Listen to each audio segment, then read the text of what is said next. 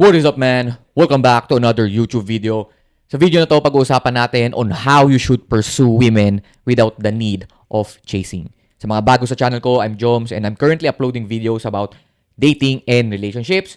This is, yung mga tinuturo ko is centered on polarity. Polarity meaning the natural attraction between the masculine and the feminine. So kung gusto mo magkaroon ng feminine, yung loyal, loving, supportive na babae sa buhay mo, then you might want to improve your masculinity. So, andun ako sa journey ko to be the best masculine version of myself. So, sinishare ko sa mga videos ko, sa channels ko on how to improve your masculinity. Kung ano lang din yung ginagawa ko, ano yung mga natutunan ko based on my experiences at sa mga na-absorb kong mga knowledges. So, kung ikaw ay interesado sa mga ganong topics, then you might want to subscribe to my channel dahil almost daily or weekly nag-upload ako ng videos. So, subscribe to my channel kung interesado ka. So, back to the topic. So, this is how you should pursue women without the need of chasing. So, may mga nakikita akong mga comments sa mga previous posts ko na nagtatanong kung paano ba yung tamang pag-pursue ng babae. Di ba sinasabi ko sa mga videos ko na huwag kang manligaw, huwag kang aamin, huwag kang ma-attach sa babaeng di nagpapakita ng interes pabalik, huwag kang magiging completely sold agad sa babae, o huwag mong gagawing mundo yung babae.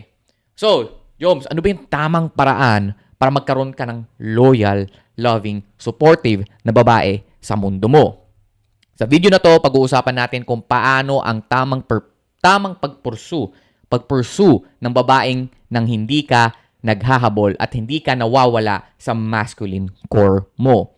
So, to pursue a woman without chasing her, a man must move from a state of needy, approval-seeking behavior to a state of grounded masculine leadership.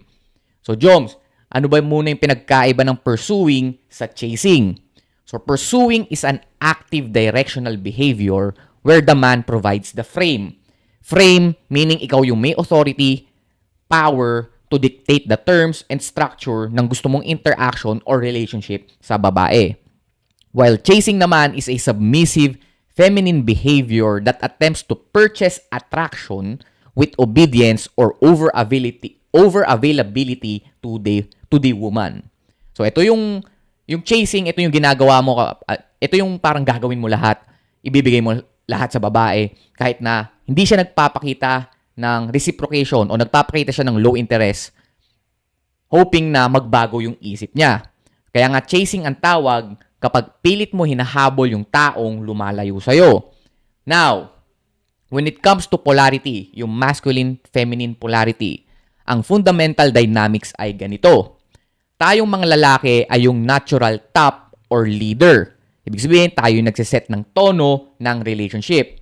Habang ang mga babae naman ay yung mga natural bottom or receiver that will respond to that lead. Okay? That's why the man initiates. Okay?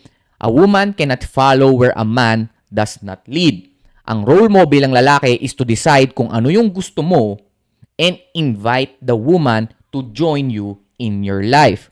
Kaya lagi kong sinasabi sa inyo, iimbitahin nyo lang. Okay? Imbitahin nyo lang yung babae sa mundo nyo. Hindi kayo ang papasok sa mundo niya. So, we are the dominant one. So, we are the ones who will take the initiative. Okay, pag sinabi kong take initiative, tayo talaga yung unang mag-first move, tayo yung mag-i-initiate ng interaction. So, ang role naman ng babae is to reciprocate. Meaning, yung interest level niya sa'yo is signaled by her helpfulness and cooperation. So, ginagawa niyang madali sa lalaki na i-lead siya. Yun yung tinatawag nating being submissive. Kung hindi siya nag-reciprocate o tumutulong na i-move yung interaction nyo forward, clear sign ito na meron siyang low interest sa'yo. Kapag nag-add siya ng friction sa interaction, for example, pahirapan mag-set ng schedule sa kanya. Ang hirap niyang kausapin. Hindi siya tumutulong na buhayin yung conversations nyo. Ikaw lang ng ikaw ang nag-i-invest ng time, energy, at money. Kumbaga, walang signal of reciprocation, walang signal of submissiveness. Yun na yung sign mo to stop pursuing her. Because if you continue to pursue her, kahit na nagbibigay siya ng mga ganyang signal, then you are starting to chase her. So, ang babaeng gusto ka, she will let you lead and initiate. At gagawin niyang frictionless o smooth lahat ng interaction nyo. She will drop hints in order for you to take action, to take initiative. Kasi yun nga yung ginagawa ng mga babae. Nagbibigay lang sila ng signal, tapos lalaki talaga yung mag-initiate. Lalaki talaga yung mag-first move. Okay? So, balikan natin yung kasi yun talaga instructions eh. Biologically, we are programmed like that. Balikan natin sa pinagmulan ng tao, sa egg cell at sperm cell. Ang gagawin lang ng egg cell is magsisend siya ng signal, ng chemical para mahanap siya ng sperm. At sperm ang pupunta sa kanya. Sperm ang magte-take action. Okay? Na papasok sa kanya. So, ganun din when it comes to picking ng partner, ganun din yung ginagawa ng babae. Okay? So, now, ang key difference ng pursuing and chasing is the use of directness over passivity. Okay? Ulitin ko, the key difference of pursuing and chasing is the use of directness over passivity. Kapag nasa chase mode ka, madalas ikaw yung nasa submissive position. Palagi kang nakadepende sa kanya, lahat ng galaw mo o nagre-react ka lang sa mga binibigay niya sa'yo. This also shows kapag palagi kang nagpapaalam sa kanya bago ka gumawa ng isang bagay, you always ask for permission. Kumbaga, bago ka mag-make ng move, you always ask for permission. This will make you appear lower in status. At mato-turn off mo yung primal attraction switch niya. Again, women are turned on by strength. Kaya mas gusto nila yung mga lalaking nakikita nila as leader. Yung mga lalaking na perceive nila na mas mataas kesa sa kanila. So instead of asking her permission always, be assertive. Okay? Be assertive. Kung gusto mo maging masculine leader, meron akong tinatawag na romantic dominance. Meaning, sinasabi mo sa babae in a direct way yung mga bagay na alam mo or ina-assume mo na gusto na niyang gawin. Okay? Pag sinabi kong directness is hindi yung direct ka sa kanya na sasabi mo sa kanyang gusto mo siya na aamin ka agad sa kanya. Again, sinasabi ko sa inyo, huwag kayong maging completely sold. Panoorin yung mga previous videos ko kung bakit importante yung curiosity, yung anticipation, kung bakit importante yung mysteriousness when it comes to building relationships with women. So, balik tayo muna sa video na to. So, para magkaroon ka ng romantic dominance is kailangan sinasabi mo sa babae in a direct way, yung mga bagay na alam mo o ina-assume mo na gusto niyang gawin. Example, dahil nagpakita na sa iyo yung babae ng interest by being submissive and receptive sa mga moves mo. Aayain mo na siyang lumabas.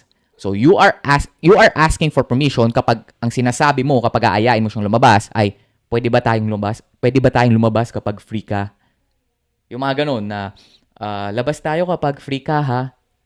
So ang nangyayari is siya yung pinagtitake mo ng lead instead na ikaw yung nagtitake ng lead. Kumbaga siya yung may say palagi. So, nagiging assertive ka naman kapag nagsiset ka na ng definite na date with specific time and place. For example, free ako this Saturday. Meron akong alam na coffee spot near SM North. I'll be there by 8 p.m. and I don't mind if you'll join me. Nakita nyo yung difference? Yung isa, parang alipin na nag-a-ask for permission. Yung isa naman, merong romantic dominance making you the leader of the interaction. Now, ang pinakasusi para hindi ka mapunta sa chase mode is to prioritize building your self-sustainable world.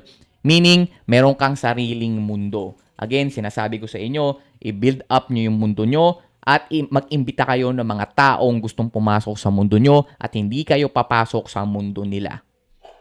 Okay? In that way, you don't need to please them, you don't need to chase them. Okay? So, meron kang self-sustainable world, meaning you prioritize your mission, your purpose over your relationships with women. So, meron kang sariling goals, priority mo yung health and fitness mo, yung career mo, may sarili kang hobbies at barkada. Kumbaga, hindi mo siya ginagawang mundo mo dahil may sarili kang mundo. So, tandaan mo that Women are just multiplier or amplifier lang ng current lifestyle mo. Hindi sila yung magiging sagot kung bakit malungkot ka. Hindi sila yung magiging sagot kung bakit hindi mo nakukuha yung mga gusto mo. Again, they will just multiply or amplify your current state. So kung nagpapasok ka ng babae, okay, nagpapasok ka ng babae sa buhay mo pero yung buhay mo negative. Alam mo yun na hindi ka fulfilled, hindi mo nagagawa yung mga bagay na gusto mo, na sobrang down na down ka. Kapag nagpapasok ka pa ng babae, ang mangyayari lang ay hahatakin mo lang. Okay, mas magiging negative lang, mas magta-times 10. Pero kapag nagpapasok ka ng babae, nasa positive state yung buhay mo, then magta-times 10 din yung positive na buhay mo. Okay? So, when a man is visibly competent and pursuing a passionate life, makikita ka as a success object in which naturally attracts women without the need of chasing. At kapag wala ka na sa chase mode, okay, nakakapag-provide ka din ng space sa babae na ma-miss ka, in which will make her initiate contact din sa'yo kapag pag humaba na yun, kapag napunta na kayo dun sa interaction nyo. Okay? Kumbaga, kapag merong interest sa'yo yung babae, hindi mo kailangan na ikaw lagi yung nag-i-initiate. Okay? Meron ding times na siya yung mag-i-initiate naman sa'yo. Okay? Kasi nakapag-create ka ng space in order for her to initiate back. Okay? Again, parang sayaw nga lang yan eh. So, isipin nyo yung attraction ay parang sayaw. So, kapag ikaw lang yung nagli-lead, hindi ka nagbibigay ng space for her to step in, then para siyang mapipressure. Okay? Para mo siyang hinihila palagi. So, mape-pressure lang siya. So, sa sayaw, syempre, ikaw yung magtitake ng lead, pero merong moments na magsi-step back ka in order for you to create space between you and her, and opportunity yun for her to step in. So, yun. So, instead of being passive, yung tipong you are just guessing or obsessing over her, kumbaga nagpa-fantasize ka lang sa kanya, then, you want to initiate the necessary actions to know kung interesado din ba siya sa'yo. Kapag merong high interest sa'yo ang babae, she will comply and submit to your lead. Okay?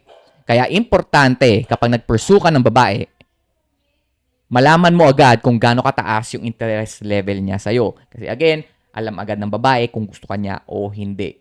Okay? Kapag nakita ka ng babae, alam niya agad kung pwede ka. Kung pwede ba to, pwede ba tong maging pwede ba tong maging boyfriend ko. Okay? Alam niya agad because she feels something inside her. Alright? So, kapag merong high interest sa'yo ang babae, she will comply and submit to your lead. Pag binigyan ka niya ng excuses, friction at low interest signals, matuwa ka dahil nalaman mo na agad na hindi ka niya gusto. Hindi ka na magkakaroon ng unhealthy attachment na sisira ng peace of mind mo at nalaman mo na hindi kayo match.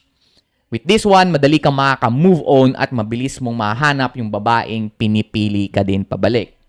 That's why it's really important to know the primal attraction triggers of women so you can naturally attract them and keep them obsessed with you.